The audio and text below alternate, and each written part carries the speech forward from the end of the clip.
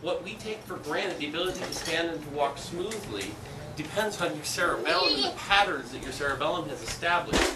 If something goes wrong, yeah, that's back here, back part of your brain.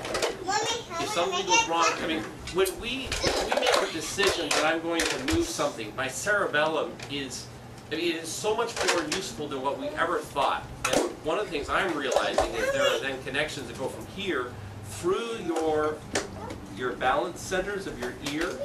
The eyes then connect, and watching vision is very, very complex. And it all then feeds back through the cerebellum. So he's going to have them move this in big movements or slow movements, fast or small. All these sorts of things will influence what parts of the cerebellum.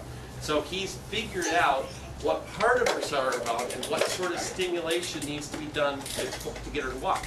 And what he can do, sometimes you don't know what the right answer is until you try it out on that patient, right? So you'll have to do one thing and then you have the patient walk. Do they walk better? Once you find a way that makes the function that's been lost improve, you know you're on the way to, you're making the headway. And then you can kind of refine it in that patient. It's really, it's just... It happens very, very quickly.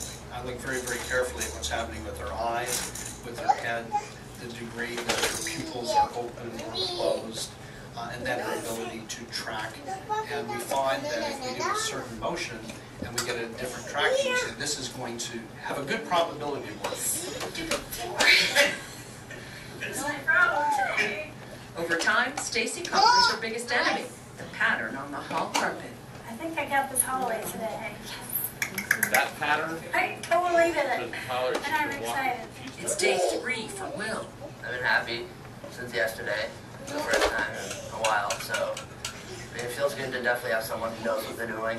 So that way I don't have the feeling of yeah, I mean, it's pretty significant so that if your brain doesn't know where your hand is, it doesn't control it. For Will, just doing that with his fingers is the first glimmer of hope. Oh my God. Okay. You see, watch the arms I sold.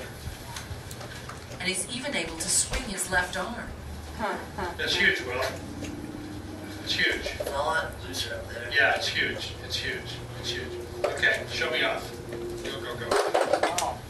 On average, the week You can make it move again. $5,000. For Stacy, it's worth every penny. When she gets home from the clinic, she's finally able to hug her kids.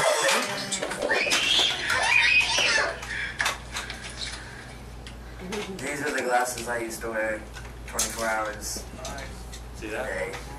And Will, who couldn't tolerate any light, is now able to get around without sunglasses. Concussion time. You save his hair.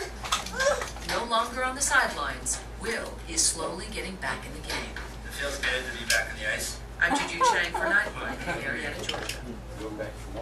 Wow. So, is that but you understand what a transformation has occurred? This young man who was essentially functionally paralyzed, but for no reason exactly except he had had a concussion playing lacrosse, right? What was going to happen to Will, right? If he had not found Dr. Carrick, where somebody who thinks like this and can reprogram or reconnect his brain back with his body. So in all of us, that is the challenge, because we experience our lives through our nerve system.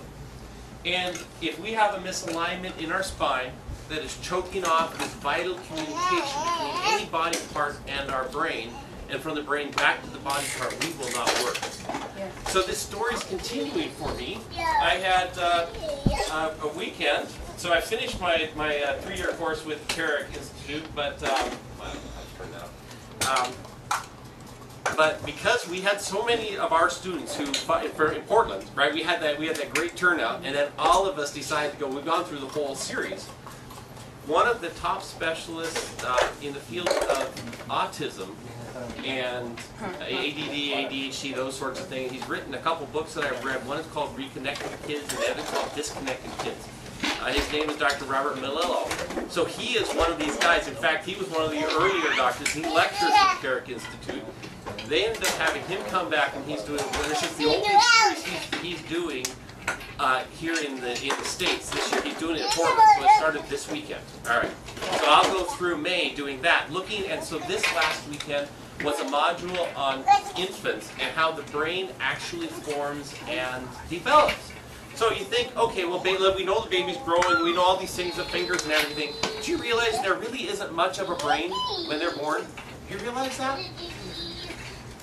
I kind of thought, well, you know, we don't really talk or think that much. We just assume everything's just learn and grow bigger and everything's going to be good. Well, it doesn't really work that way. There really isn't much of a brain. The brain actually develops. And in fact, the right brain grows predominantly, not the left, in the first 3 years of life. And then it switches. And then the left side grows. One of the things we talked about originally is one of the miracles of humankind. Our brains are really unusual. Now, we're not the smartest kids. We don't have the biggest brains proportional to our body size and things. There are other animals that have, well, you know, an equivalent. If you look at the body mass and how big their brains are and stuff like that. But what really sets us apart is we're able to walk on 2 legs. And we have this consciousness. We have some really interesting things. We're a lot smarter. We go, well, how can that happen? You know, if you look at our brains, it's not that different.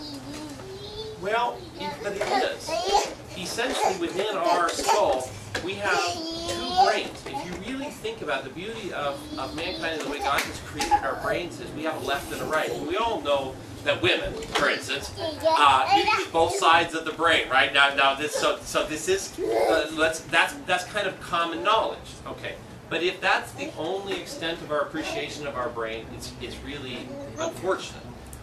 Different sides of the brain do different things. In fact, I might, in a later class, I might do a talk where we talk about what happens in your left brain and what happens in your right brain.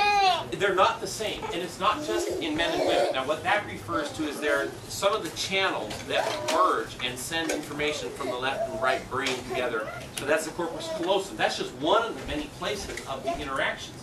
In something about our brains and having the dual and having to time input, so my right brain can think about, have this thought, and my left can have this thought, and those two, or multiple inputs, when they merge together, creating something very special. There's like an amplification of the intelligence.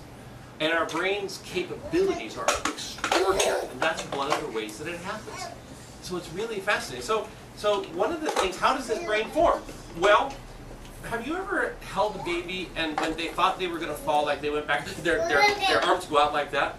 All right, that is a primitive reflex.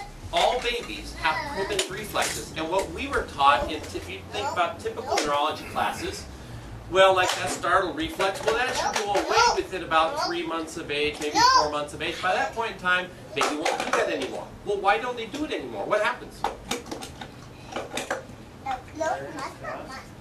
No, the brain learns. What happens? So what he was talking about, it was really, I was going, well, no one has ever talked about the primitive reflexes serving a purpose. And what they do is that when that happens, it helps grow. It grows the brain. The primitive reflexes are the things that get the brain growing. And then as the brain starts to grow because of the stimulation, these pathways start to come, the brain then starts to refine them. And as it refines them, it starts to take over. It says, oh, yeah, I don't know, it's okay because I trust mom's not going to drop me. So do you understand how as intelligence forms, as connections form, those primitive reflexes subside? Well, this guy was talking to me, it was all his research and stuff with attention deficit kids and things like that. One of the things they've noticed is they have weird movements. These kids, they don't walk like normal kids, or they don't sit. There's always some sort of a kind of a weirdness about their movements.